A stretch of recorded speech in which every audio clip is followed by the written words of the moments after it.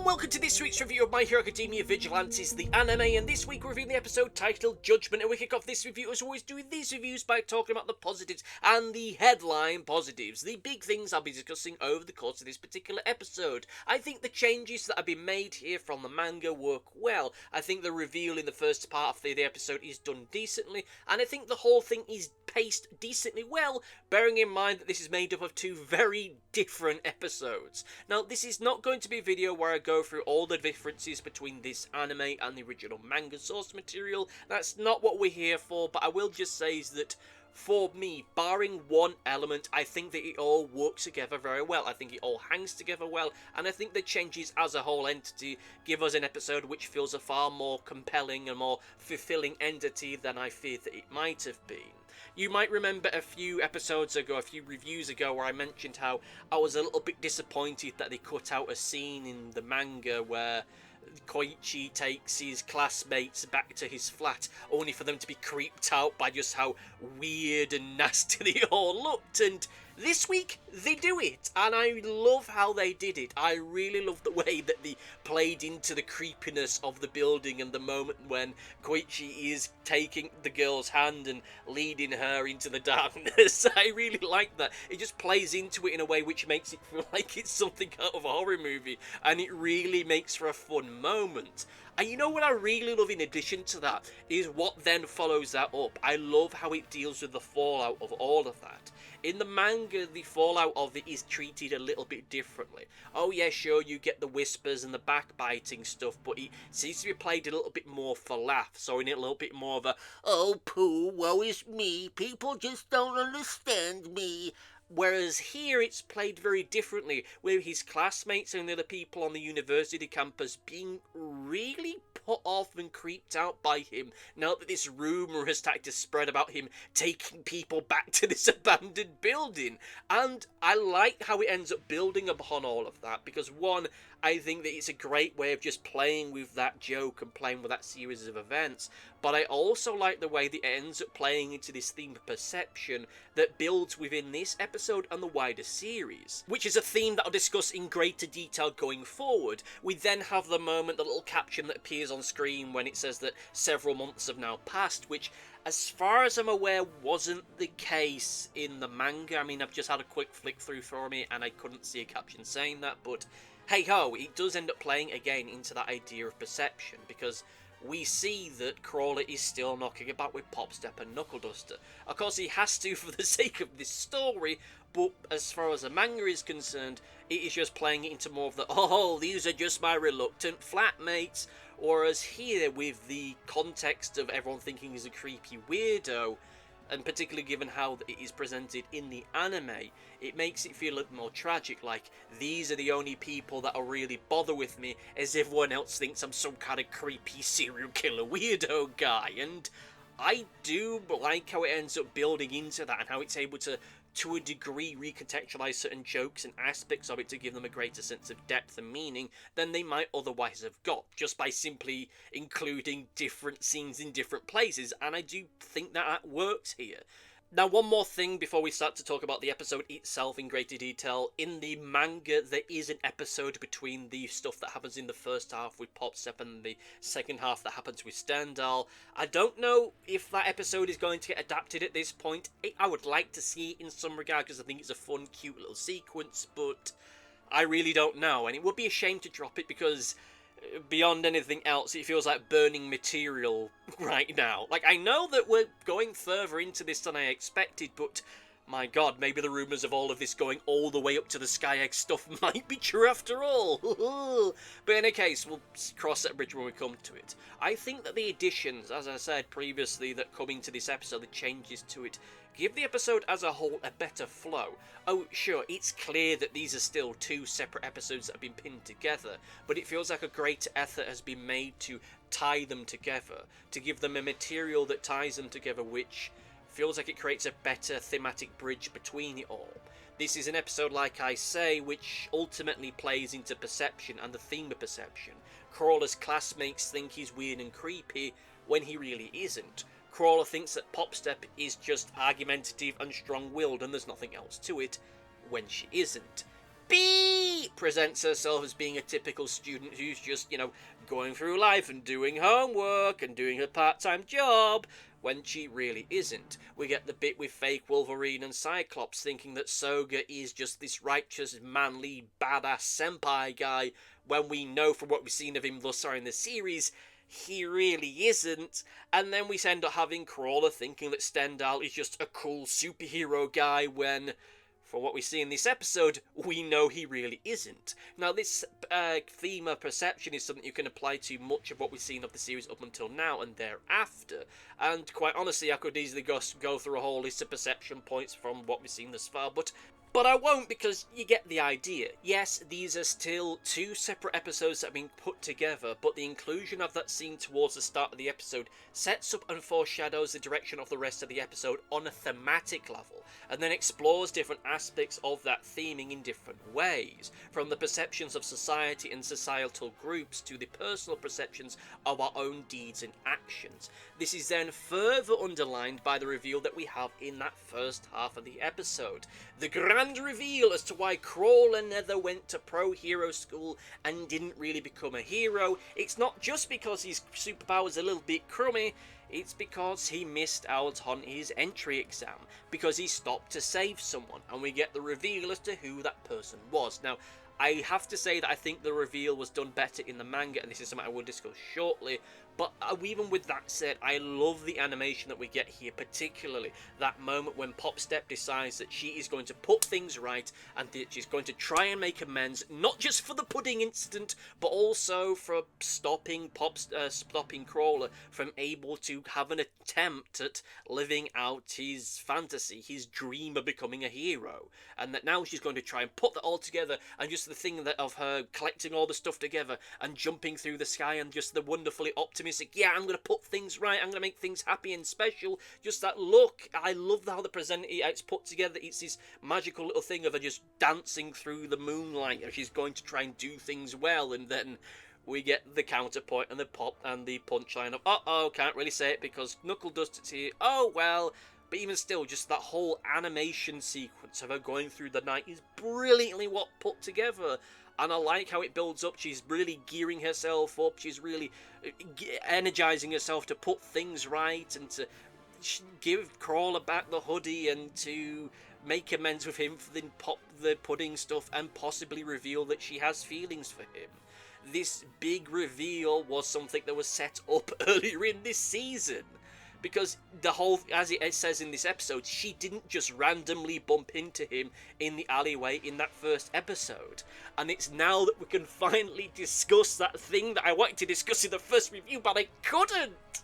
In that first episode, where we see Crawler seeing PopStep doing her performance for the first time, and just as he's leaving, you get that shot where she looks down at him, she stops singing and she looks down at him. That look that she has in her face, that is a look that signifies that there is history between the two of them, even if Crawler doesn't realise it. Just the look on her face in that moment was perfectly setting up that there was something between them, or at least something that she had on him, something that she knew about him, something that she felt towards him, and that is something that is now paid off now, and I really do love that. I love how this is using the whole cloth of this story and not just taking it bit by bit in the moment, as regrettably it had to do in the manga because it was being written in that moment.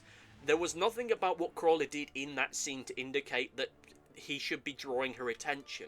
The reason why she looked down upon him in that way is because she has past history with him, and in that whole sequence we get in the first half of this episode, we understand why. And beyond just the execution of that scene being the way that it is, it helps to underline what a nice guy Crawler is to a fault. He acted in a way which was so selfless, it stopped him living his dream. And he then has to content himself by going, oh, well, that person I saved probably is having a wonderful life right now, and I just hope that every now and again they look back and they think of poor little me. And he has to tell himself this stuff. He has to reassure himself that he did the right thing, that he has to live this dream because he missed out being able to live his dream. Because the reality that he finds himself, at least up until recently, has been so modest and mundane and unremarkable that if he didn't tell himself, oh, I bet this person's gone off to become a great hero now, the fact that he threw away his chance to become an actual hero by doing the right thing is kind of tragic and probably lead him to become rather depressed. And it just goes further to underline the fact that Crawley is a dreamer. When we had that little filler scene, I think in episode 2, where Crawley is thinking about, oh boy, what a wonderful life my life would be if I was living the true student life, drinking and having fun and partying. It underlines what a dreamer that he is. But he's so much of a dreamer that he can't see the life around him or figure out why PopStep is acting the way that she does around him. The first half of this episode gives us such a fantastic insight into the characters, even if I think that the story consequences of that were ruined somewhat by the execution. Maybe not ruined, but I do think they were undermined for reasons you'll discuss shortly. The second half of the episode is when we're introduced to a certain degree, Stendahl. Oh boy, I wonder who that masked marvel could be! Now, next week it looks like we are going to get the deeper dive into their character. This week is just an introduction in the most mechanical and basic way. This is set up so we can get a hell of a lot of payoff next week, but, you know, it was still nice to see them in action. It was nice to see what they can do. It was nice to see how powerful, how skilled they were. I think it was a spectacular little action sequence we saw with them, and I can't wait to see how things go with them in the not too distant future. But I will admit that to say it was an introduction is giving it the credit I don't totally think that it deserves. He was presented in a way, to be honest with you, that kind of made it feel like a cameo appearance. Like they were supposed to be like a named character from the main series, so that when they showed up we'd go, oh wow, look, it's Stendahl! Remember their dark heroic antics from the main series?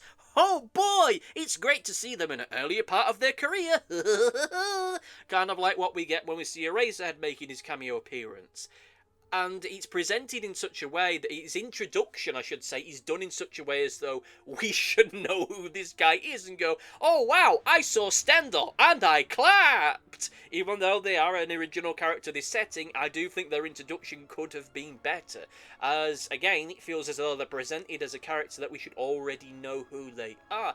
Yes, they're going to be developed later. Yes, it's definitely going to be the next episode or two. We're going to end up getting further into that. But in the here and now, it does feel like there's something missing.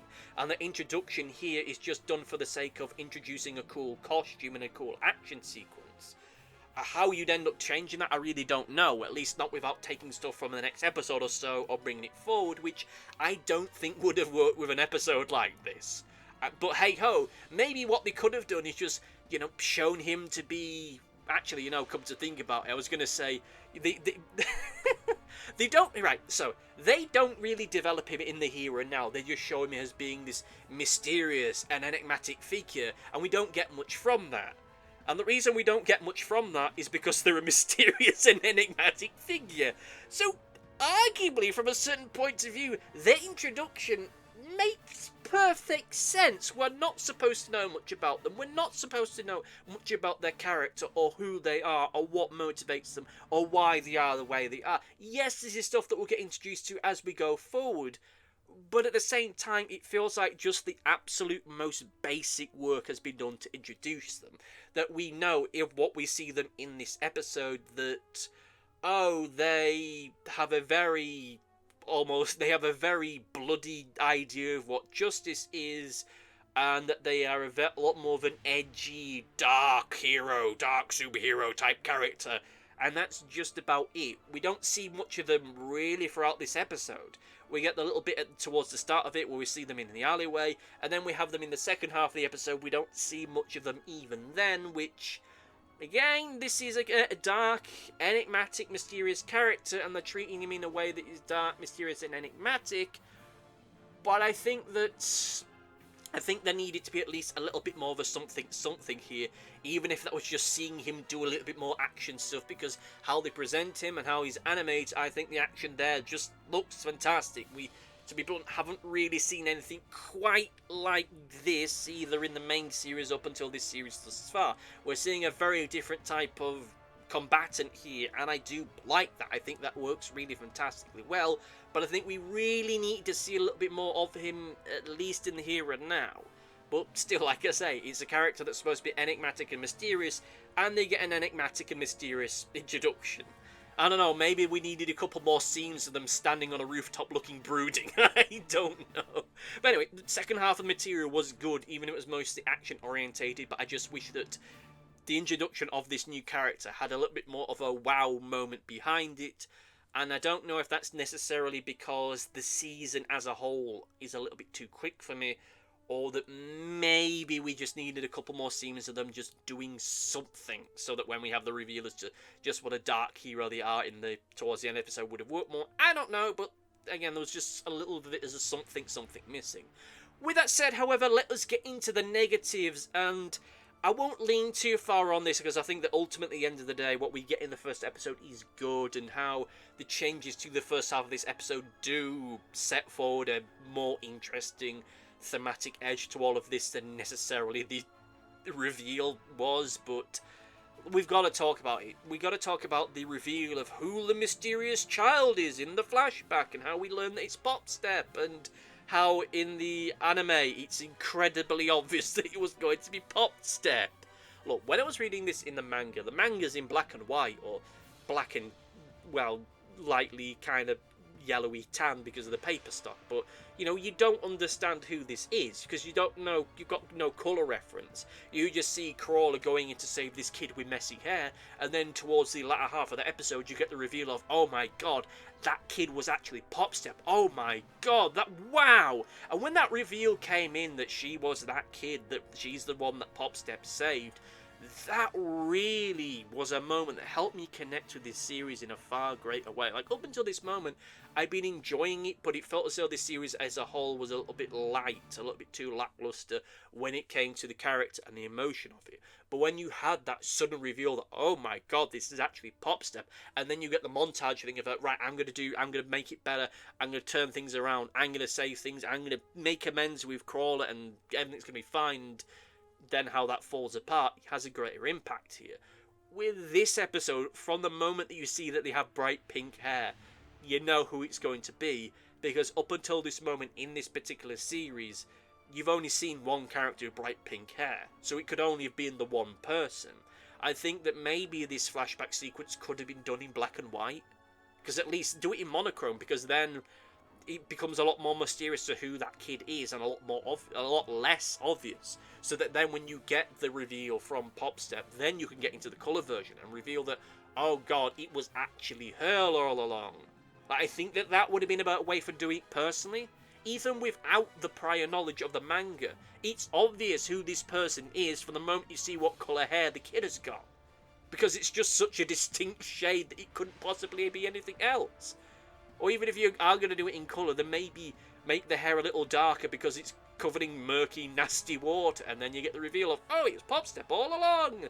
But anyway, I think that itself doesn't take away from the emotional weight of that sequence, because I still think it did move me to a certain degree. Not as much as when I read it, but certainly within that moment. And I do think that scene as a whole, or rather that half as a whole entity, serves the greater thematic angle of this series better than it serves the story angle of it.